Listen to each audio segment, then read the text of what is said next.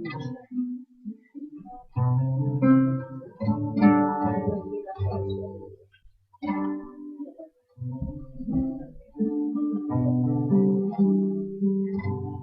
puji Tuhan, Shalom. Pada saat sore hari ini kita akan buka pada pesta kita pada hari ini nanti dilakukan oleh Ibu dan doa kita. Kita angkat pujian doa terlebih dahulu. Ya Tuhan, aku hendak bermasuk. Ya Tuhan, aku hendak bermasuk bagi selama ku hidup. Ya Allah, aku hendak bernyanyi bagi selagi ku ada.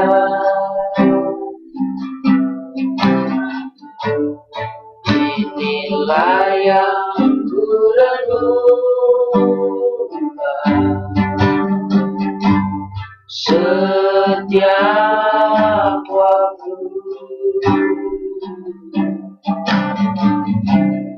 Nyanyian pujian dan pengagungan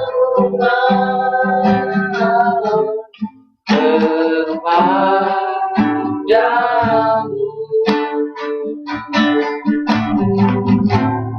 Biarlah manis kau dengar, Tuhan, manis kau dengar, Tuhan, dan hatiku bersuka karenamu. Sekali lagi kita angkat pujian, ya Tuhan.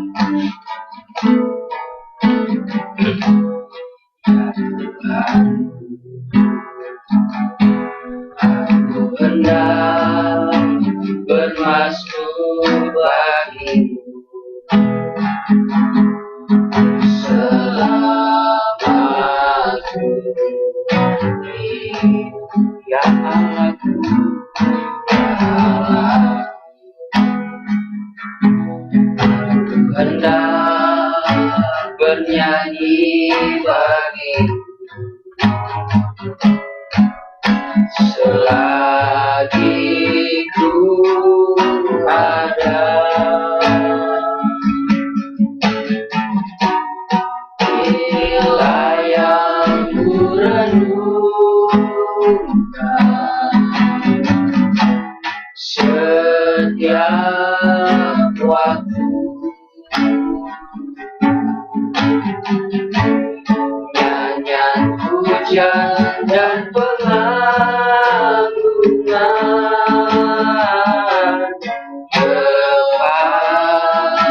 kepadamu.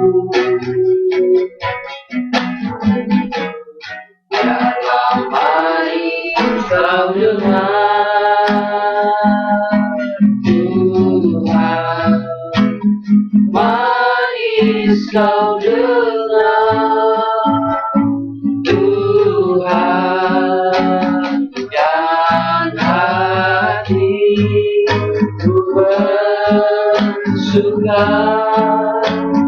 karena dan hatiku bersuka, dan hatiku bersuka karena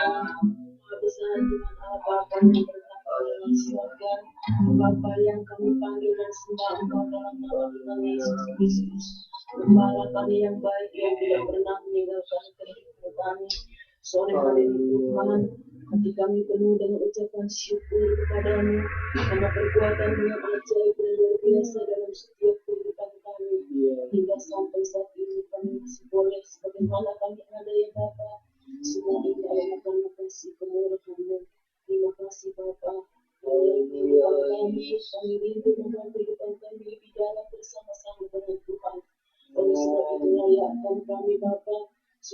Luruskan kehidupan kami, ampuni kami dari segala dosa kelemahan kami ya Tuhan, supaya tatkala kami datang dengan sungguh kepadamu, kami boleh merasakan persekutuan yang indah dengan Tuhan. Itu yang menjadi kerinduan kami Bapa. Kami rindu selalu ada di dalam hadirat-Mu. Oleh sebab itu urapi dan berkati kami, layakkan kami Tuhan sore hari ini untuk menghadap hadirat-Mu. Biarlah kekuatan baru demi kekuatan baru kami peroleh daripadamu. Terlebih Tuhan dari kebenaran firman-Mu yang membangkitkan iman percaya kami, membangkitkan semangat kami di tengah-tengah dunia yang penuh dengan pergumulan ini. Inilah kami rindu untuk selalu datang kepada Tuhan. Oleh sebab itu semua kami yang ada Tuhan mengerti hati kami, bahkan sampai ke dasar hati kami yang paling dalam Tuhan tahu. Oleh sebab itu semua kami mau serahkan ke dalam tangan Tuhan, biar semua boleh terjadi sesuai dengan kehendak-Mu. Terima kasih buat waktu dan kesempatan ini Bapa. Ajar kami untuk menggunakan hari-hari ini untuk kami selalu diam dalam hadirat-Mu, mengenal isi hati-Mu lebih dalam. Dan ini yang menjadi kerinduan kami Bapa saat hari ini juga. Kami percaya Engkau hadir di tengah-tengah kami saat ini, sedia melayani kami satu persatu, bahkan menjamah setiap kehidupan kami, sehingga kemenangan demi kemenangan itu yang terjadi dalam hidup kami, walaupun banyak tantangan yang harus kami alami. Terima kasih Bapa. Kuasa kegelapan dalam bentuk apapun yang mencoba-coba mengganggu kami sore hari ini, kami satukan iman percaya kami berdiri di atas kebenaran firman-Mu. Kami mau tolak banting usir, hancurkan siasat kuasa kegelapan itu hanya di dalam nama Tuhan Yesus Kristus, dengan pengacung pukul dan Tuhan Yesus Kristus yang berkuasa. Kami Tuhan sedikit terima kasih Bapa, terpuji nama-Mu kekal sampai selama-lamanya. Hamba-Mu yang akan menyampaikan kebenaran, urapi dia Bapa, biar apa yang Engkau izinkan untuk dia sampaikan, itu yang boleh dia sampaikan, isi hati-Mu saja. Terima kasih Tuhan Yesus. Ini doa dan pengharapan kami kepadamu sore hari ini, dan kami akan mulaikan ibadah kami di dalam nama Tuhan Yesus Kristus. Haleluya. Amin. Amin. Ya, puji Tuhan. Terima kasih. Mari kita belajar firman Tuhan. Saya ambil di dalam kitab Mazmur pasal yang ke-37. Mazmur pasal yang ke-37.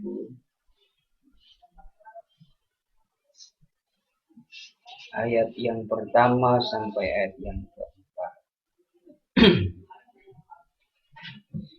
Mazmur 37 ayat pertama sampai ayat yang keempat. Demikian firman Tuhan. Dari Daud, jangan marah karena orang yang berbuat jahat. Jangan iri hati kepada orang yang berbuat curang. Sebab mereka segera lisut seperti rumput dan layu seperti tumbuh-tumbuhan hijau. Percayalah kepada Tuhan dan lakukanlah yang baik. Diamlah di negeri dan berlakulah setia. Dan bergembiralah karena Tuhan, maka Ia akan memberikan kepadamu apa yang diinginkan hati. Ya, puji Tuhan. Ini merupakan suatu perkataan ungkapan daripada Raja Daud, di mana pengalaman seorang raja yang dimiliki oleh seorang Daud adalah pengalaman yang tidak dia cari dengan sengaja, dengan cara curang, dengan cara skandal apapun tidak. Tapi raja yang ditetapkan bagi bangsa pilihan Tuhan itu adalah raja yang ditentukan oleh Tuhan. Jadi Tuhan sendiri yang memilih ya, raja bagi umat pilihan. Di mana singkat cerita ya Daudlah yang dipercayakan untuk memerintah bangsa Israel kurang lebih 40 tahun lamanya.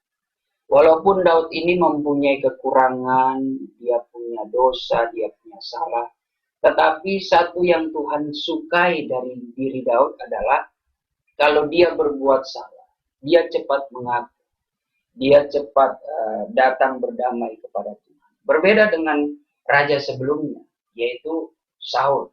Saul ketika dia berbuat dosa, dia malah membenarkan dirinya sendiri. Tidak ada pengakuan. Ya, sebenarnya ini yang merupakan rahasia Daud itu berhasil sampai masa putih rambutnya. Itulah kenapa di dalam Mazmurnya pun Daud menulis ya, ada suatu pesan yang baik bagi kita juga. Bahwa sesungguhnya dalam pasal yang sama, pasal yang ke-37 ayat yang ke-25 sampai 26. Dari dahulu aku muda sampai telah menjadi tua. Aku tidak pernah melihat Tuhan itu meninggalkan orang benar. Bahkan anak cucunya tidak pernah meminta-minta. Bahkan terlebih lagi anak cucunya itu karena berkelimpahan di dalam Tuhan senantiasa memberikan pertolongan, memberikan pinjaman setiap hari. Ya karena Tuhan senantiasa memberikan pinjaman juga kepada orang-orang benar. Artinya bukan pinjaman yang kita pahami ya secara jasmani. Artinya ya itu anugerah Tuhan, Tuhan berikan. Dan ini merupakan suatu kebenaran yang harus kita pegang teguh baik-baik. Bahwa kalau Tuhan yang sudah memilih Daud adalah orang yang sederhana, orang yang tidak berbuat curang, orang yang tidak berbuat jahat, orang yang bisa dikatakan Daud tidak dipandang lah waktu Samuel datang ke tempat Isai, ya, rumah Isai, ya, ayah daripada Daud. Samuel melihat kakak-kakaknya Daud, wah, perawakannya tinggi, hidung mancung, wajah yang tampan, dan Samuel menilai secara jasmani, wah ini cocok jadi presiden, jadi raja maksud saya. Wah ini cocok, tampan, tinggi, dan sebagainya. Tetapi tampaknya Tuhan berbicara kepada Samuel, bukan dia. Habis itu Samuel bertemu lagi kepada dari yang paling tua, pindah yang kedua. Oh ini nampaknya memenuhi kriteria menjadi seorang raja. Tuhan katakan ternyata juga, oh bukan dia. Nah, sampai ke berapa itu, anak keberapa? Ya, ketujuh ya. Ternyata tidak ada yang dipilih Tuhan. Sehingga Samuel bingung pada saat itu, Tuhan, ini kalau tidak ada siapa? Lalu Samuel bertanya, masih adakah anakku? Oh ya, masih ada yang bungsu. Cuma dia lagi berkebun, menggembalakan 3 ekor domba. 3 ekor domba. Oh, panggil dia. Akhirnya Isai panggil, berjumpalah Daud dengan Samuel. Sementara Daud itu menghampiri Samuel, suara Tuhan itu datang. Inilah dia. Lantiklah dia. Pilihlah dia menjadi seorang raja bagi bangsa. Dan memang di situ Alkitab juga mengatakan bahwa Daud ini memiliki wajah yang tampan juga. Pipi yang kemerah-merah. Masih muda karena dia bungsu. Tetapi Tuhan mengatakan kepada Samuel sesungguhnya ketika penilaian Samuel itu kepada secara jasmani dia menilai, itu Tuhan mengingatkan bahwa manusia itu seringkali menilai dari luarnya. Tapi Tuhan katakan, aku menilai dari hati. Ya, kita imani juga presiden kita. Ya, kalau mau diadu tempanannya, wong desa ya, kayaknya orang desa, orang yang sederhana, ya orang yang tidak mementingkan penampilan, bisa dikatakan seperti itu. Tapi ya, Tuhan tahulah hatinya seperti apa. Kan itu kan akan nampak dari perbuatan, dari kinerjanya ketika dia menerima jabatan-jabatan sebelum jadi presiden. Ya, saya percaya Tuhan merencanakan semuanya itu, mengangkat presiden ya Jokowi ini untuk menjadi pemimpin orang nomor 1 di negara kita. Artinya orang yang rendah hati. Tuhan melihat hati. Nah, kehidupan kita juga seperti itu. Bahwa sesungguhnya Tuhan menuntut kita orang yang rendah hati. Karena orang yang rendah hati itu identik dengan orang yang mau melayani. Ya. Mau terbuka. Ya. Dia tidak akan membeda-bedakan. Karena dia selalu merasa dia rendah. Bukan berarti dia rendah diri. Artinya karena dia hidup dalam kerendahan hati. Sehingga dia memahami akan maksud-maksud firman Tuhan. Karena dia rendah hati, makanya dia mau tunduk dan taat akan firman Tuhan. Abraham adalah orang yang kaya. Dia tinggal di tanah Ur Kasdim. Di situ dia mempunyai harta kekayaan dan kaum keluarga. Tetapi ketika Tuhan berbicara, menyuruh dia pergi, tinggalkanlah ladangmu, keluargamu, tanah, tempat tinggal. Pergilah ke suatu tempat yang tidak jelas. Tuhan tidak memberi gambaran, tidak memberikan bayangan kepada Abraham. Tapi Abraham justru percaya kepada Allah. Kalau Allah yang berbicara itu, ya maka dia ikut. Dan ternyata kepercayaan Abraham itu diperhitungkan Tuhan sebagai kebenaran. Kebenaran yang akan menyelamatkan Abraham. Dan ternyata memang Abraham ketika dia percaya kepada Tuhan, sekalipun dia harus rela berkorban, meninggalkan segala sesuatu, keluarganya, ladang, kekayaannya, hanya demi mengikut Tuhan, ternyata Tuhan memberikan jaminan kepada Abraham. Bahkan sampai kepada keturunan di hari yang akan mendatang, keturunan raja, keturunan anak-anak Allah, keturunan raja-raja, bahkan raja-raja yang tidak mengenal Tuhan itu semua berasal dari Abraham. Karena kita tahu keturunan Abraham kan itu melahirkan Ishak dan Ismail.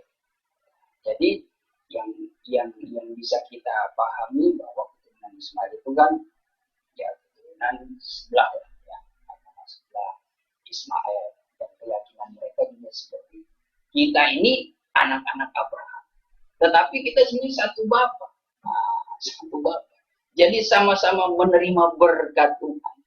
Nah, yang terpenting di sini bagaimana kita belajar dari Abraham dan Raja Daud, bahwa ada kerendahan hati. Kalau ada kerendahan hati, pesan ini sangat baik bagi kita. Kalau ada orang yang berbuat jahat, kita tidak usah marah. Kita tidak usah marah. Dalam pengertian begini, bukan berarti orang berbuat jahat kita tidak tegur. Bukan. Artinya kalau dalam salinan lama lebih jelas ya dikatakan begitu. Janganlah sangat berbangkit amarahmu akan orang yang berbuat jahat. Ya kita tegur, kita marah. Melihat ada orang mengalami mungkin menganiaya, berbuat hal yang tidak adil dengan orang-orang yang tertindas, orang-orang yang tidak berdaya. Kita boleh marah, tapi jangan sampai berlebihan. Marah sebatas menegur, kamu tidak boleh begitu. Karena itu juga memposisikan diri kita mau menegakkan kebenaran. Kita mau menegakkan keadilan. Karena di dalam Yakobus 1 ayat 20 itu, marah yang berlebihan itu tidak baik juga. Coba kita baca itu. Yakobus 1 ayat yang ke-20. 20. Sebab amarah manusia tidak mengerjakan kebenaran di hadapan Allah. Ya. Jadi firman Tuhan mengatakan amarah manusia tidak mengerjakan kebenaran. Ya. Artinya bukan berarti kita tidak boleh marah, boleh. Tapi marah yang benar-benar terkendali. Marah yang jangan sampai menyebabkan cedera, menyebabkan pertengkaran, menyebabkan sakit hati, ada orang yang terluka dan sebagainya. Jangan. Marah sebagai teguran-teguran, ya itu tidak benar. Yesus pun pernah marah. Dia bongkar itu orang-orang yang jualan di bait Allah, dia terbalikin itu meja, ya karena dia ada alasan. Sebab bait suci itu dia katakan ini bukan tempat jualan. Jangan engkau jualan di rumah doaku. Tuhan Yesus katakan. Jadi ada alasan. Ya. Toh itu Tuhan lakukan, dia tidak menyakiti orang. Ya walaupun secara mungkin bahasa istilahnya itu mereka bisnis mereka itu ini gara-gara Tuhan Yesus, wah bisnis kita jadi hancur, toko kita dihancurin. Jadi kan cuannya jadi hilang nih kayak begini. Ibarat kata seperti itu. Ya, itu resikonya terkadang. Ya. Tetapi kalau kita betul-betul mau mengikuti kebenaran, seperti yang diingatkan kita pada saat hari ini, ya, kalau ada orang jahat, ya, kita tidak usah marah yang berlebihan. Tegur boleh. Tapi jangan sampai ada amarah. Bahkan jangan iri hati kepada orang yang berbuat curang.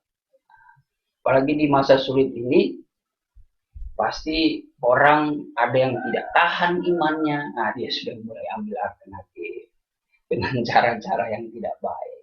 Ya semua, di segala aspek, ya baik dalam politik, ekonomi, sosial, dan sebagainya, segala bidang. Kalau mereka tidak bisa mempertahankan, menjaga hatinya, memelihara hatinya, tetap melakukan yang baik, hidup dalam kejujuran, waduh, itu godaan begitu banyak. Mereka akan mencari cara-cara alternatif yang tidak sesuai kebenaran, ya dengan cara-cara curang. Nah, biasanya kita ini justru yang berjuang untuk tetap benar malah jadi korban. Biasanya seperti itu. Tapi terkadang juga di sekitar kita juga seperti itu. Nah, tapi kalau kita melihat cara orang di sekitar kita berbuat curang, berbuat curang menguntungkan. Jangan kita pernah cemburu. Firman Tuhan mengatakan jangan engkau iri, jangan engkau cemburu kepada orang-orang yang berbuat curang, yang mendapatkan keuntungan besar, orang-orang yang berbuat jahat. Tidak usah cemburu. Itu ada masanya. Orang-orang yang melakukan seperti itu, setiap perbuatan orang itu sama saja dia menabur. Suatu saat dia akan menuai. Makanya kalau di hadapan Tuhan kita harus mengingat hukum alam, hukum karma itu tetap ada. Hukum tabur tuai itu ada. Di dalam Galatia pasal yang ke-6 ya. Galatia pasal yang ke-6 ayat yang ke 7-8 ya. Ayat 7 dan 8.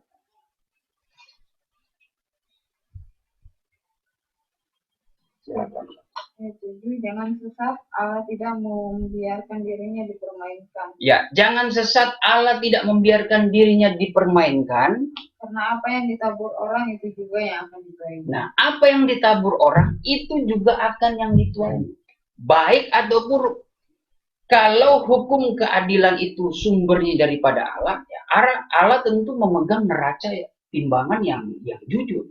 Wah, seadil-adilnya.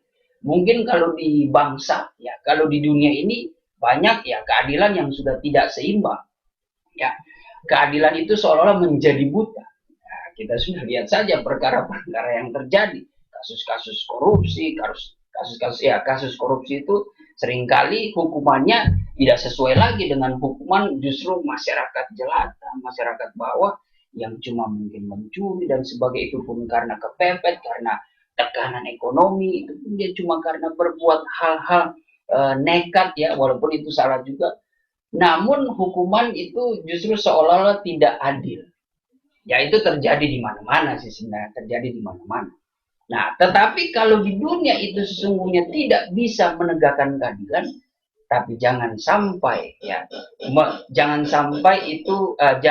sampai kita yang berbuat jahat itu kita lolos dari hukuman keadilan Tuhan. Wah, Tuhan pemegang neraca timbangan yang paling adil. Jadi apa yang kita tabur, ya mungkin di dunia ini kita bisa tutup.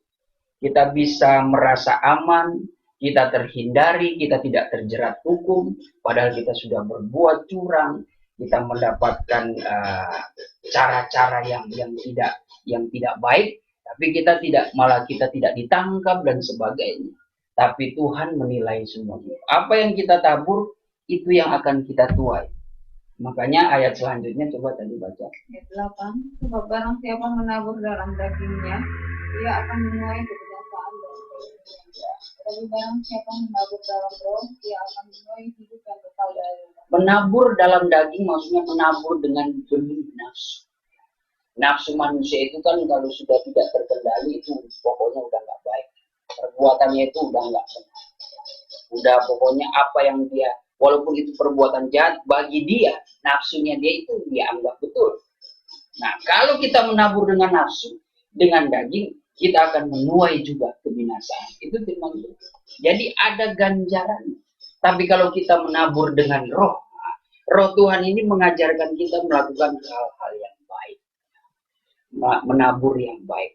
Biasanya kan konsep kalau kita menanam pohon, kita terkadang menabur cuma segenggam benih. Tetapi kalau dia bertumbuh menjadi pohon yang dewasa, itu buahnya bisa berulang-ulang kali kita petik terus itu. Bahkan sampai berapa turunan ya. Dari kakek nenek kita mungkin seperti di sini, ini pohon jambu udah dari kapan ini? Udah lama kali. Lama dari kita masih. Nah, itu. Mungkin ditaburnya cuma beberapa biji saja, benih-benih, tetapi menghasilkan buah yang lebih dari segenggam benih. Nah, begitu juga kita harus pikirkan itu. Kalau kita menabur kejahatan, hati-hati, tuaian itu lebih berat lagi. Pasti kita akan menuai lebih berat atas apa yang kita tabur. Makanya kita harus hati-hati di dalam menabur, di dalam kehidupan kita. Bahkan di dalam Matius 13 ya, ayat yang ke-34, Tuhan menggambarkan hal kerajaan sorga itu diumpamakan seperti orang yang menabur benih yang baik. Ya, coba kita lihat. Ayat 24. Ya, betul ya. Semuanya itu Oh, disampaikan bukan. ayat Matius berapa? Matius 13 ayat yang 31. Ya. Yesus membentangkan satu perumpamaan Ya. lain lagi kepada mereka, katanya, hal kerajaan sorga itu seumpama biji sesawi yang diambil dan bukan. ditaburkan orang Sorry, dalam. bukan. Ada satu lagi.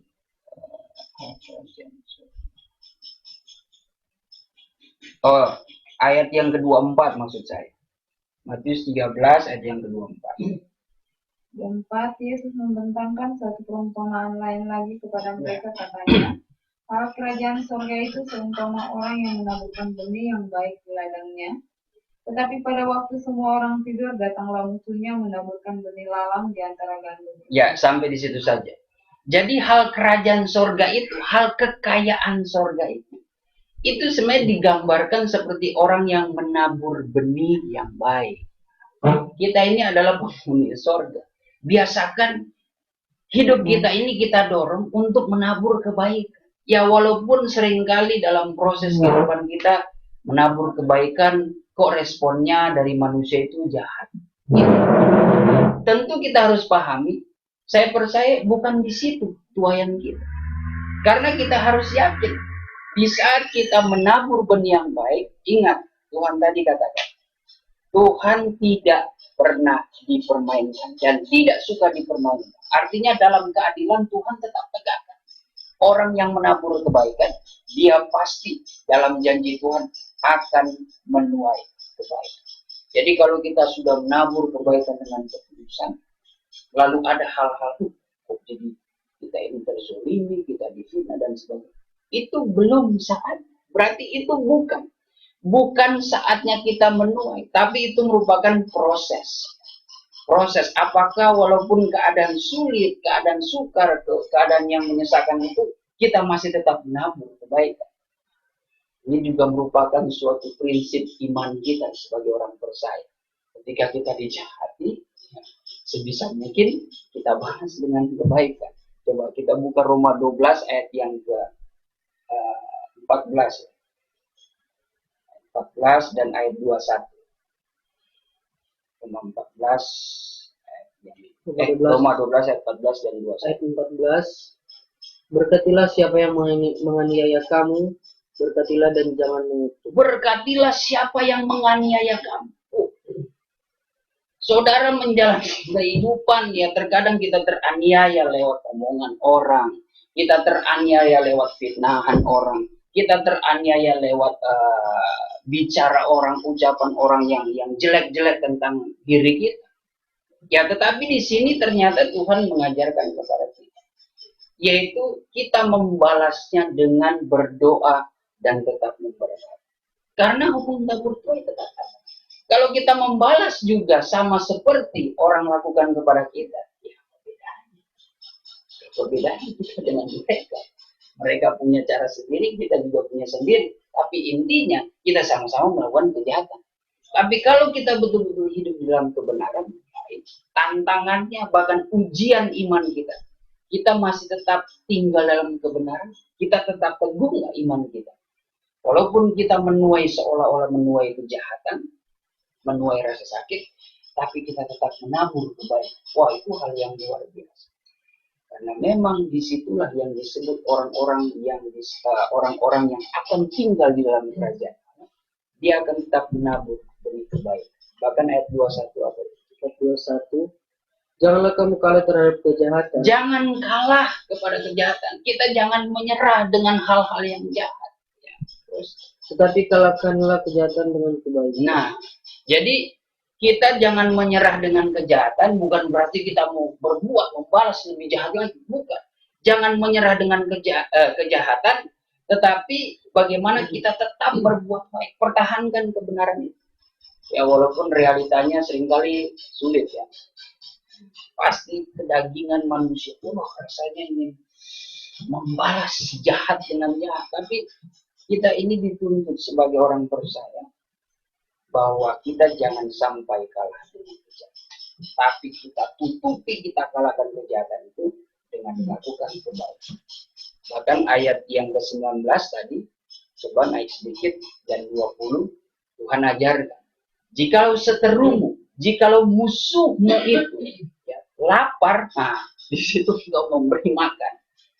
Musuhmu haus, di situ engkau kasih minuman. Coba kita baca. Roma 12 tadi ayat yang ke 18, 19 ya. 19. Saudara-saudaraku yang kekasih, janganlah kamu sendiri pembalasan, Ya, ya. tetapi berilah tempat kepada murka Allah. Sebab ada tertulis, pembalasan itu adalah hakku. Akulah yang akan menuntut pembalasan, firman Tuhan. Tetapi jika seterumu lapar, Ya. berilah dia makan. Jika ia haus, berilah dia minum. Dengan berbuat demikian, kamu menumpukan bara api di atas kepalanya. Jadi ayat 19 mengatakan pembalasan itu adalah hak Tuhan. Nah, di sini kita harus tahu kapasitas kita sebagai manusia.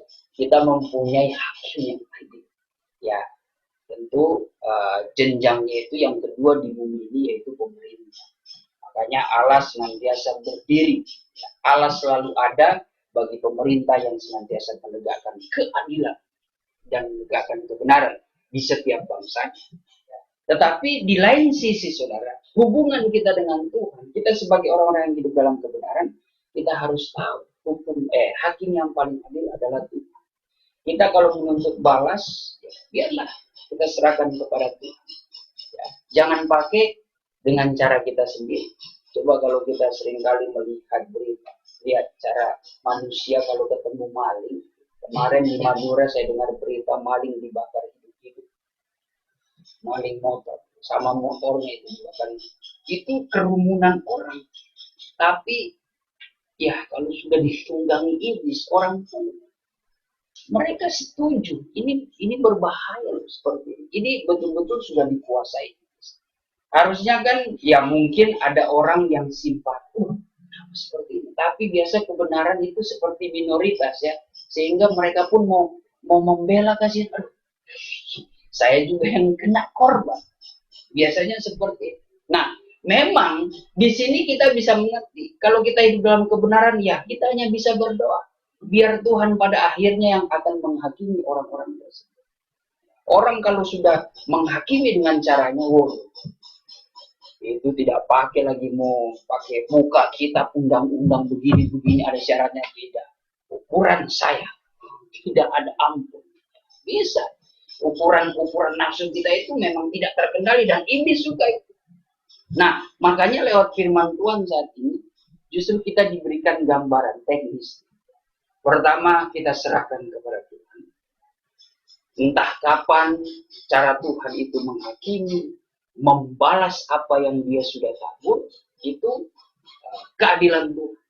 Lalu sikap kita bagaimana? Nah, kalau musuh kita lapar, kita kasih makan. Musuh kita haus, kita beri minum.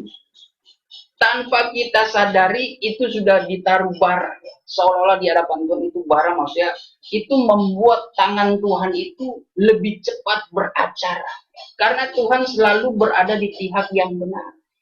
Orang-orang yang melakukan kebaikan, orang-orang yang melakukan kebenaran, di situ ada pembelaan Tuhan.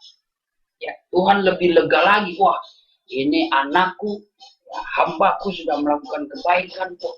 Ini orang masih belum bisa membalas dengan kebaikan. Akhirnya Tuhan akan beracara dalam kehidupan orang-orang jahat. Jadi ini yang menjadi pelajaran bagi kita sebagai orang percaya. Musuh pun kalau dia lapar, kita beri makan.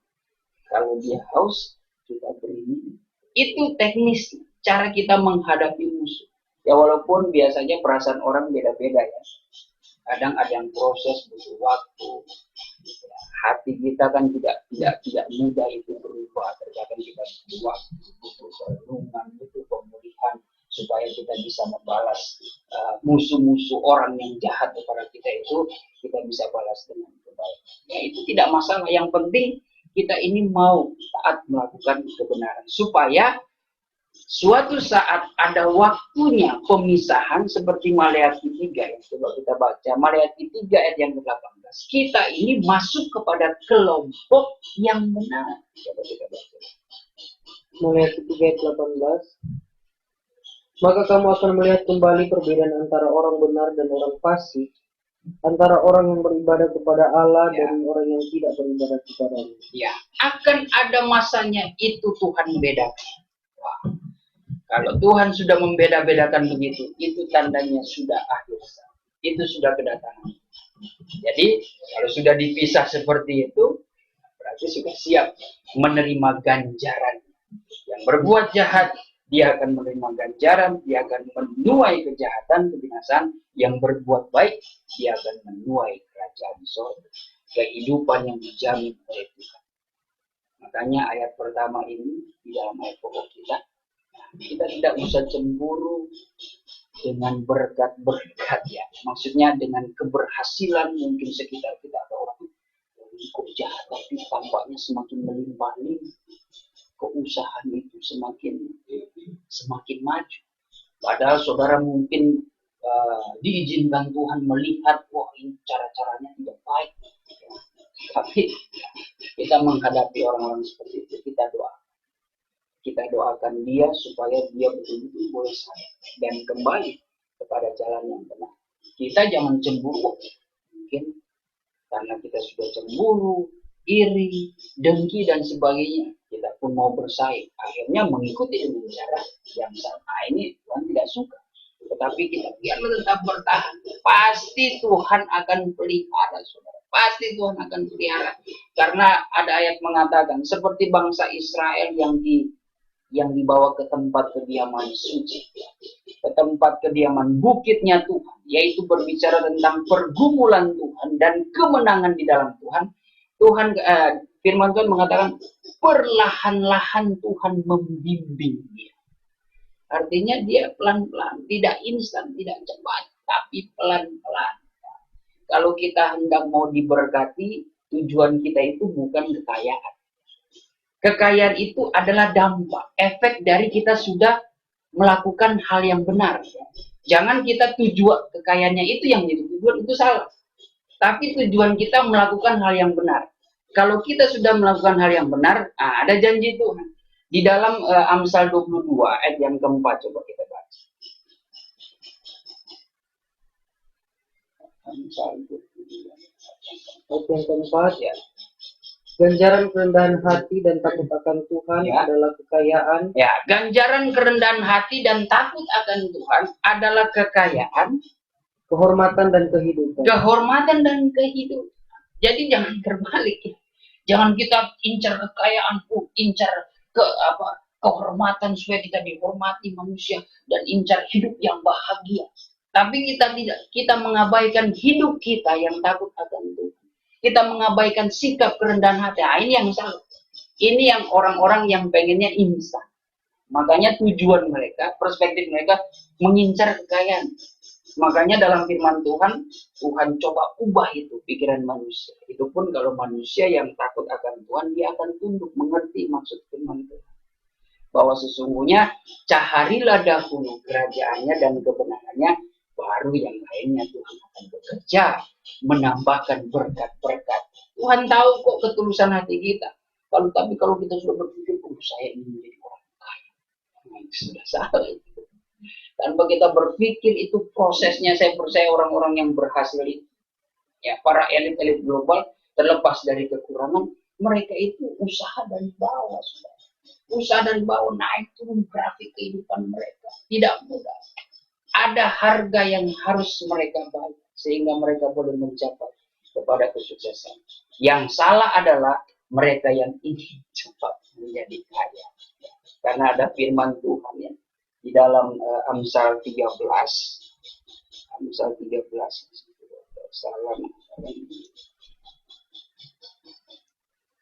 Amsal 13 ayat 11. Kan Mirna coba.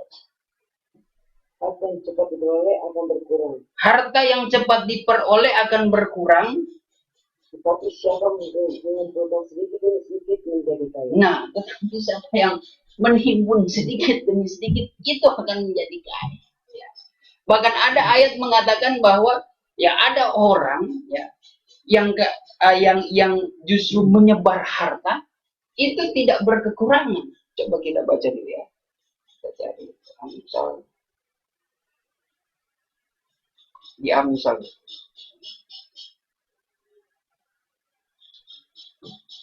Ya, Amsal 11 ayat 24. 24.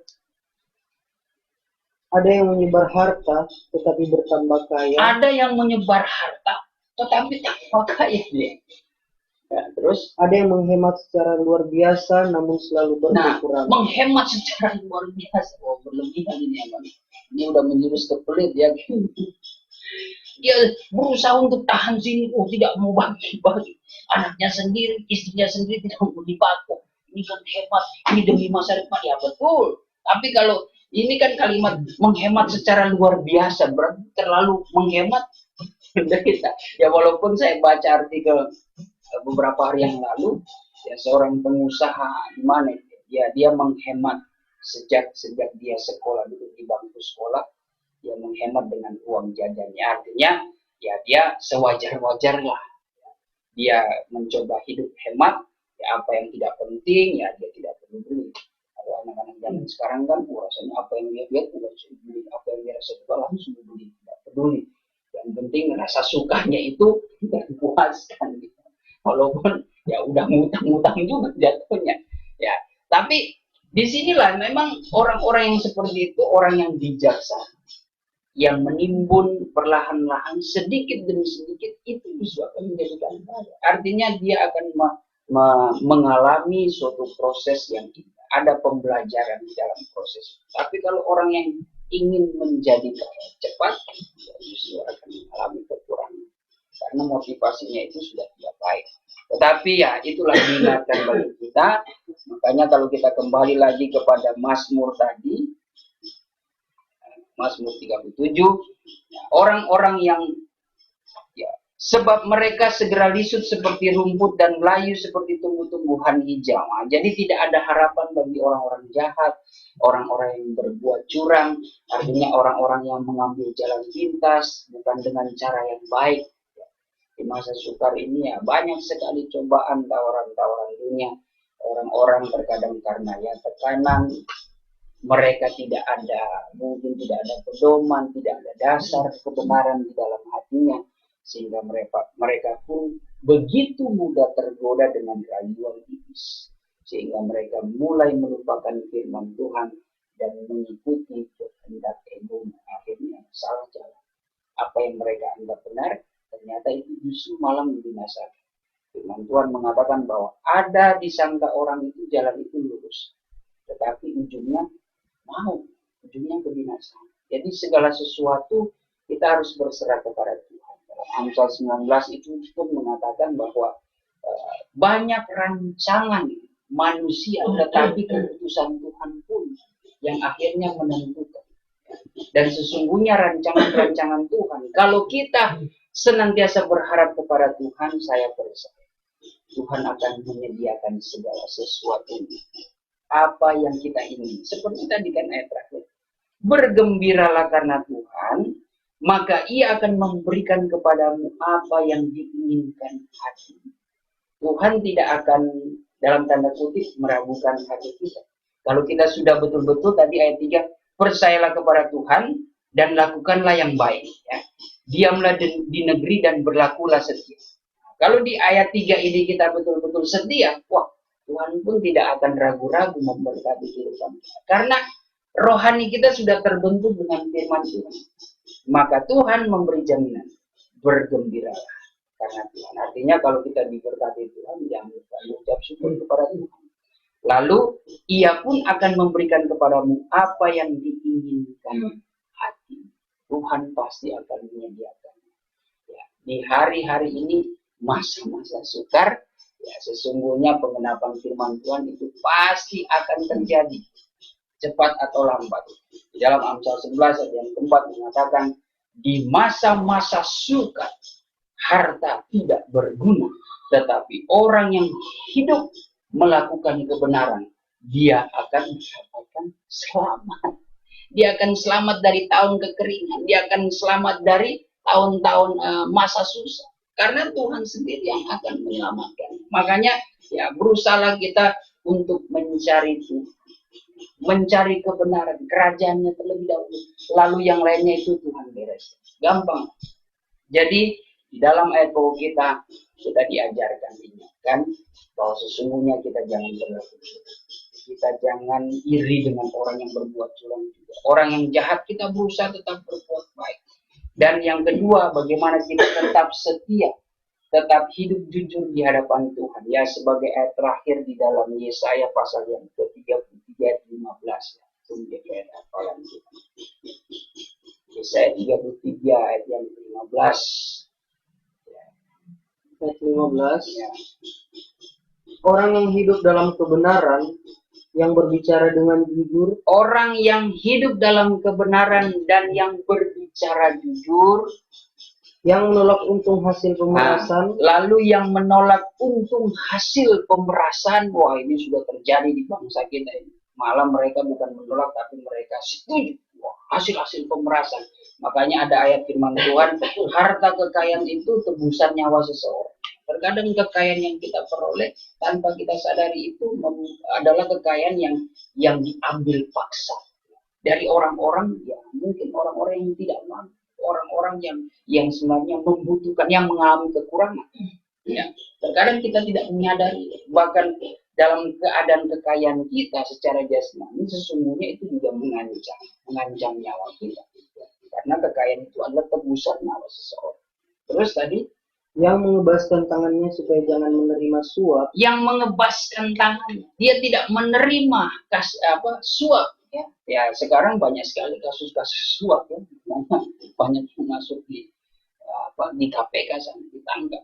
Terus yang menutup telinganya supaya jangan mendengarkan rencana penumpahan darah. Nah, mereka tidak ikut-ikutan kalau ada penumpahan darah. Wah, ayo kita, misalkan kalau sudah di kelompok-kelompok orang jahat, mafia elit itu luar biasa. Itu mereka sudah berencana membunuh direktur, membunuh perusahaan begini. Itu semua karena sudah mencari kekayaan materi.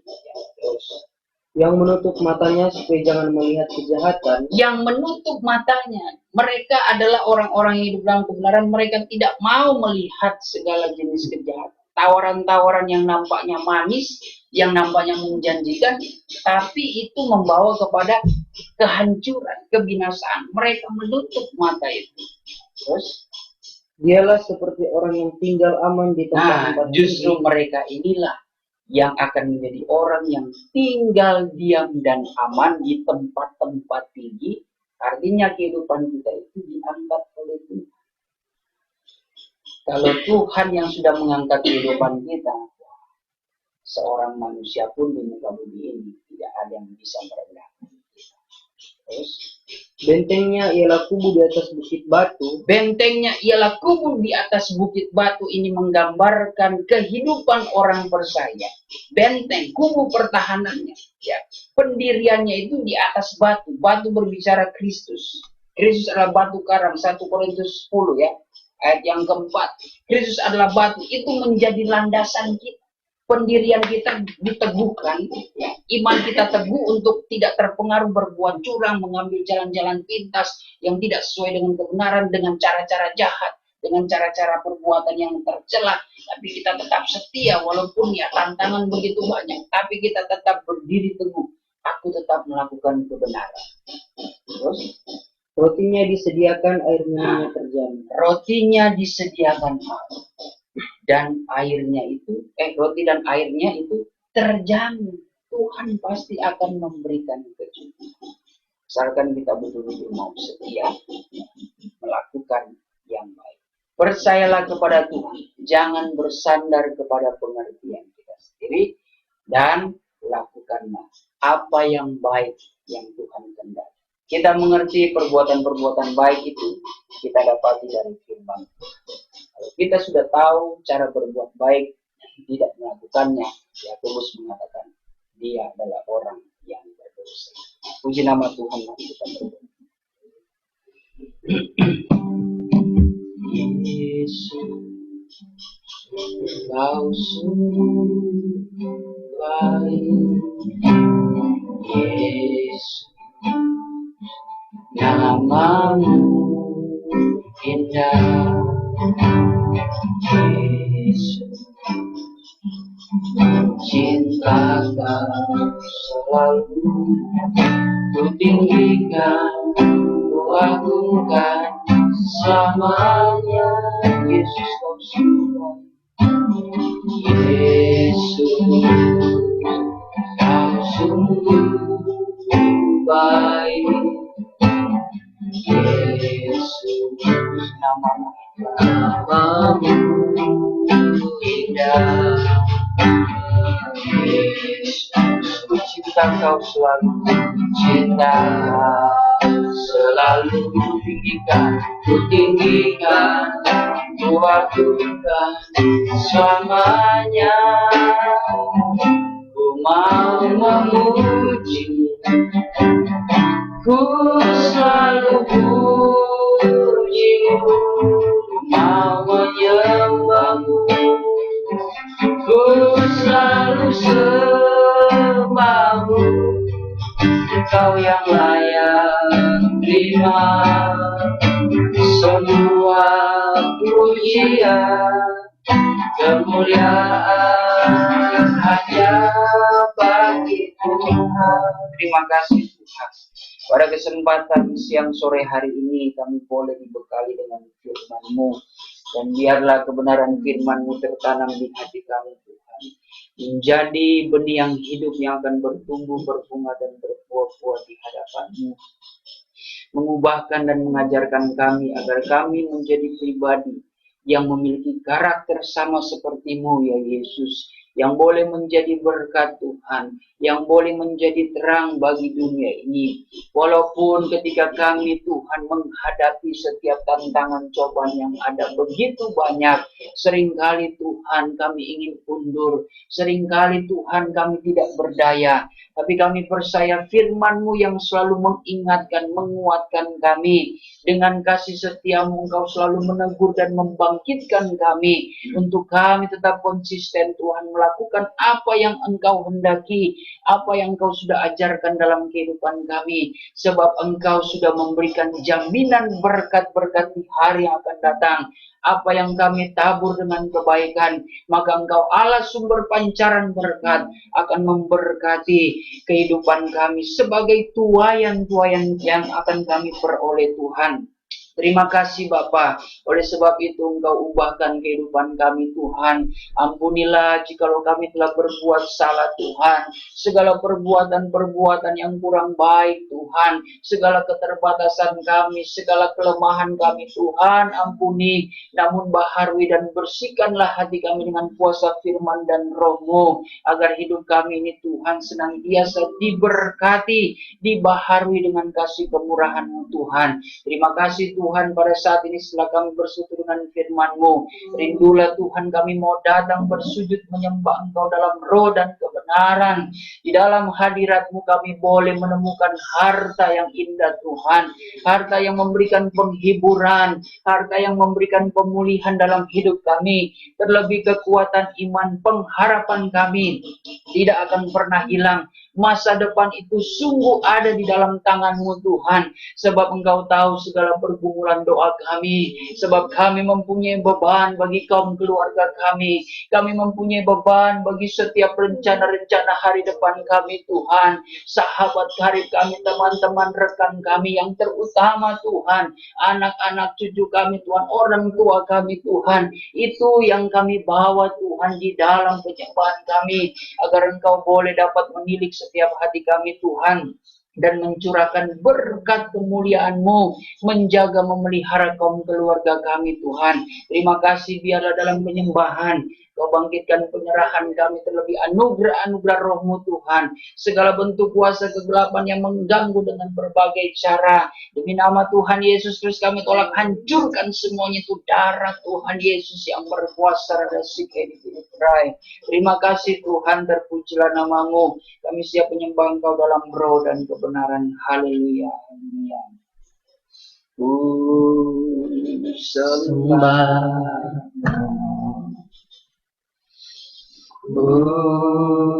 Sembah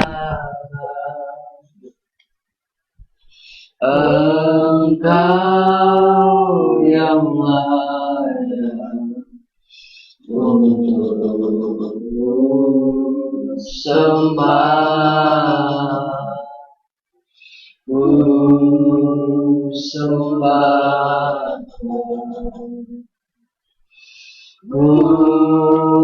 sembah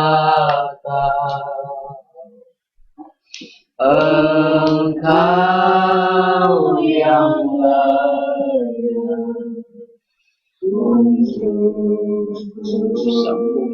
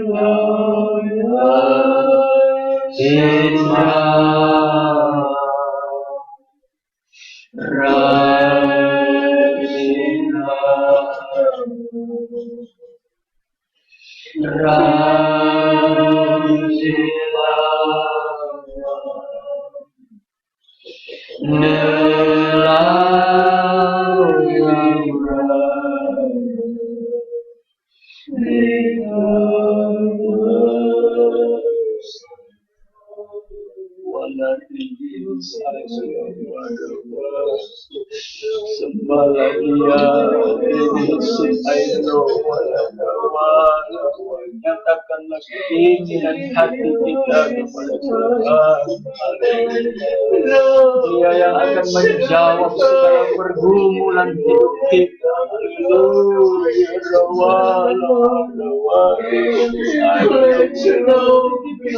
Bukalah kemuliaan-Mu ya Bapa. Aku akan ada.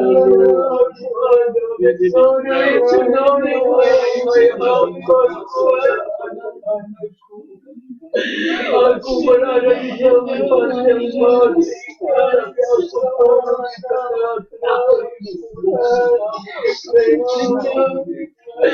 karena aku membuktikan di mana 2-3 orang berkumpul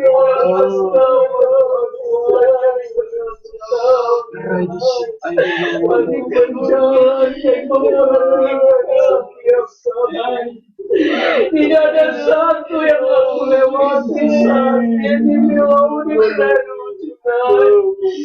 Aku kenal tiap-tiap kedalaman hati aku pikir sebab itu aku berdoa kepada kamu, tetaplah kamu sayang datang kepadaku, karena di dalamnya ada kekuatan baru yang aku berikan bagi kamu. Karena kamu mengirim aku dan melayani pekerjaan,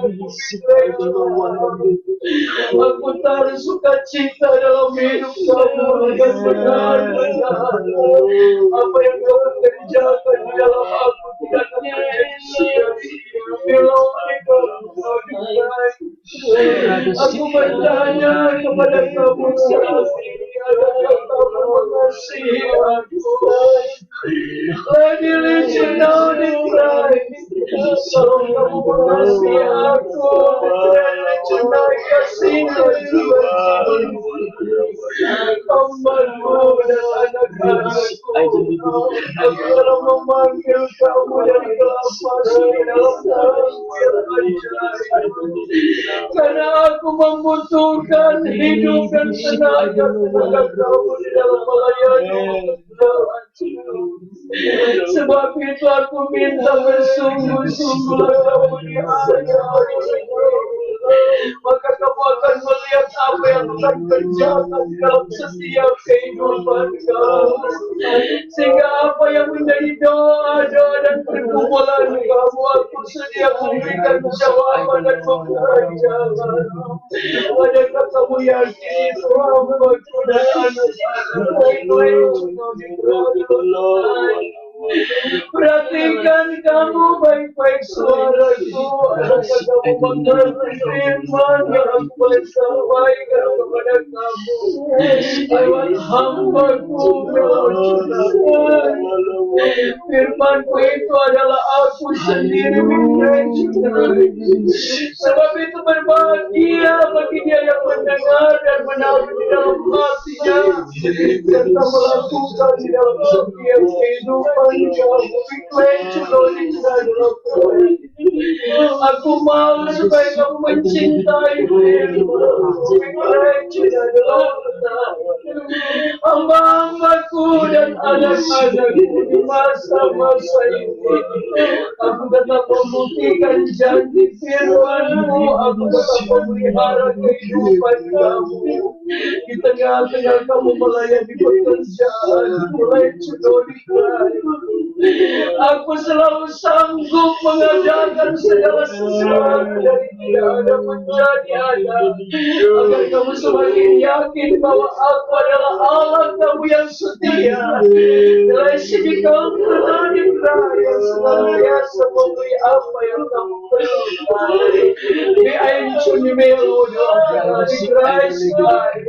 Menyerahlah kamu dengan sungguh-sungguh karena kemuliaan-Ku sedang turun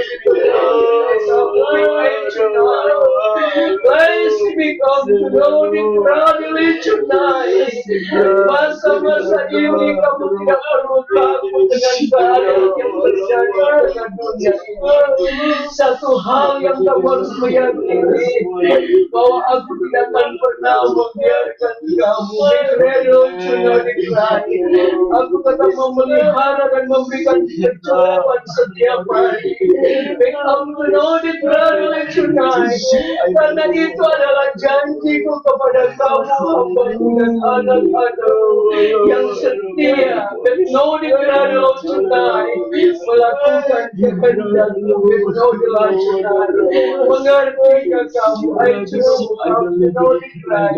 Hai hamba-hamba-Ku dan anak-anak-Ku, sekali lagi aku katakan, aku tetap mengasihi kamu dan mencintai kamu. Sebab itu hiduplah kamu di dalam kerendahan dan kesucian, dan pandanglah kamu kepadaku yang dapat melakukan segala perkara dan tidak ada menjadi ada. Baik Allah Tuhan, mengertikah kamu? Sejahtera dan berbahagialah kamu yang sudah mendengar suara.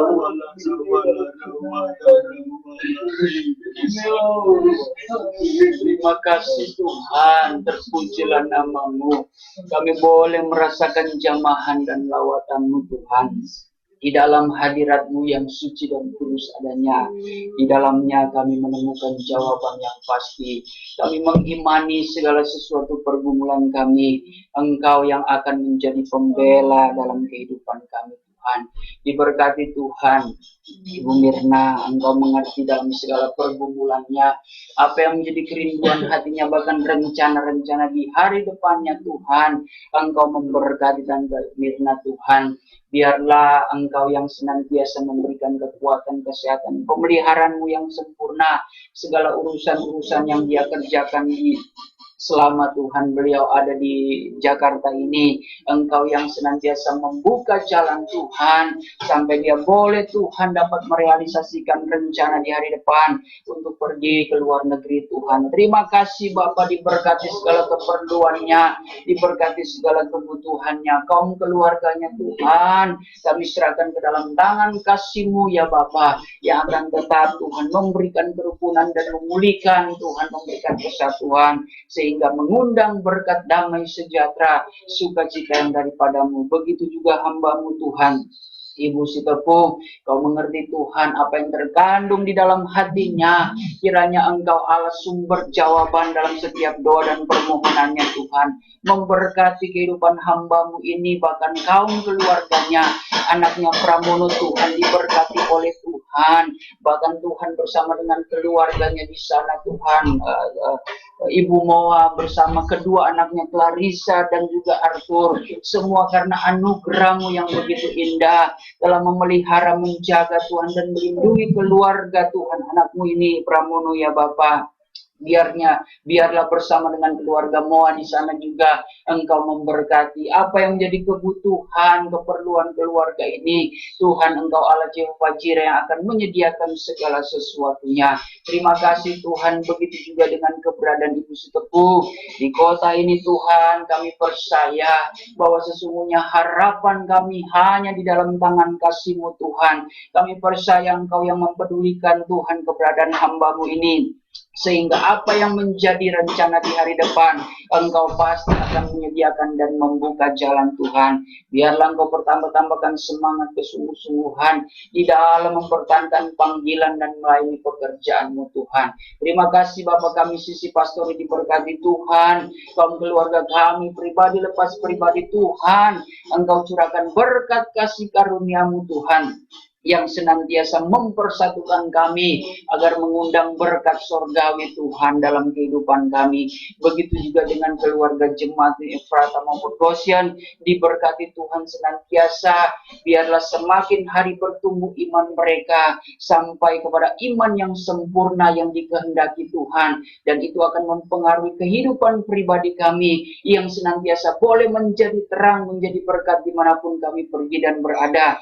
Diberkati Tuhan dalam segala pekerjaan jemaat-Mu Tuhan dan simpatisan ataupun usaha bisnis yang mereka jalani. Tuhan Kau buka jalan walaupun banyak pergumulan, persoalan, masa-masa sukar ini Tuhan. Berikanlah mereka ketaatan, kesabaran.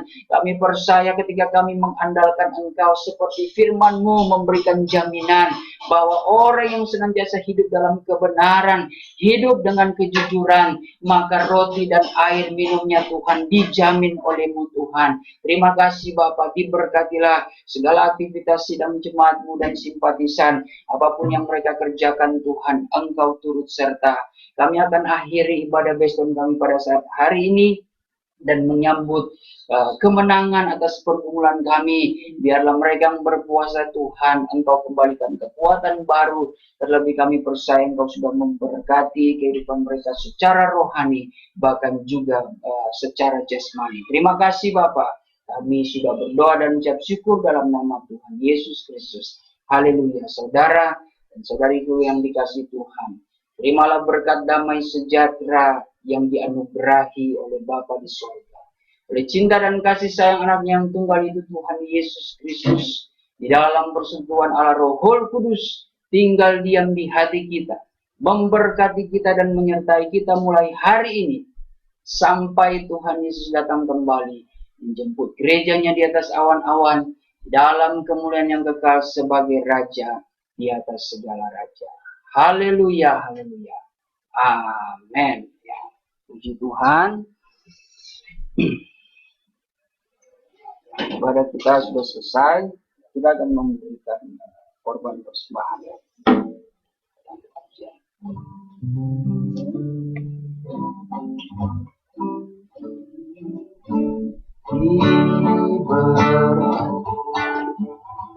Orang yang mengandalkan Tuhan diberkatilah. Orang yang mengandalkan diberkatilah.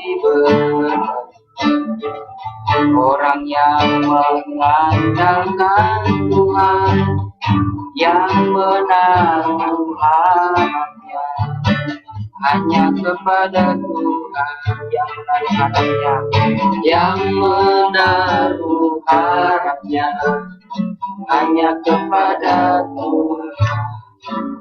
Ya, kita berdoa.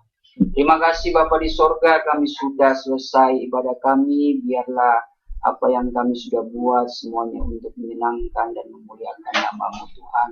memberkati dan membalas berkat baru dari setiap pemberian persembahan jemaat-Mu yang Kau kasihi. Biarlah dengan kekayaan kemuliaan berkat janji firman-Mu menjadi sumber pancaran berkat atas hidup mereka dan menyertai dalam segala kebutuhan keperluan jemaat-Mu Tuhan, anak-anak-Mu, hamba-hamba-Mu yang sudah memberi dengan penuh sukacita. Dan saatnya Tuhan, sebentar kami akan menikmati berkat jasmani lewat makan dan minum. Engkau kuduskan terlebih dahulu dengan kebenaran firman-Mu, agar di dalamnya memberikan kekuatan baru bagi kami peroleh dan kami gunakan untuk hormat dan kemuliaan bagi-Mu. Engkau yang akan memberkati setiap tangan-tangan yang sudah menyediakannya, bahkan sidang jemaat-Mu Tuhan yang senantiasa mendukung pelayanan GES Banyu Efrata diberkati oleh Tuhan. Kami sudah berdoa dan mengucap syukur di dalam nama Tuhan Yesus Kristus. Haleluya. Amin. Puji Tuhan, selamat sore.